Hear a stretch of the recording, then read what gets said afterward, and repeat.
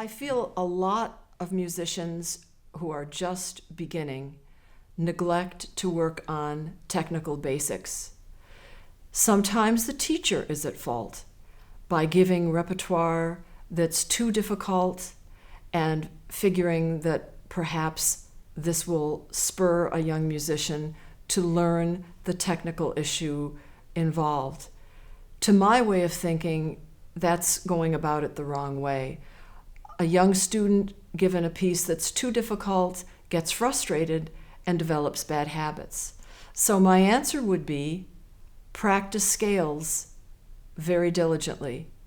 Instead of figuring that you've learned a scale and never practicing it again, realize that you should be practicing scales for your entire lifetime. I have a colleague who's almost 80 years old who teaches with me at the Sarasota Music Festival every summer, and he practices scales daily. And I don't mean 5 minutes of scales, a lot of scales. And he still sounds wonderful. Obviously, tone is one's voice, and it's really important to develop your own unique sound. So a young developing musician should work on tone as well. And I have mentioned articulation, that too. However, intonation is perhaps one of the most neglected issues young players are facing.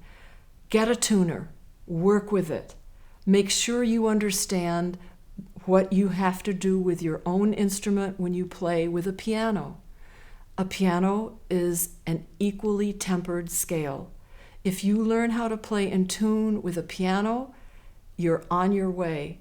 Later on, as you play in an orchestra, you will learn about a different intonation system, just tuning.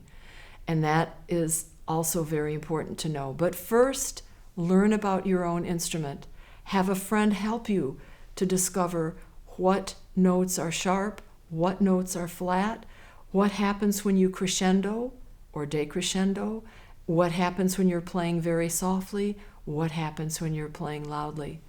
This will make a huge difference in how quickly you can progress.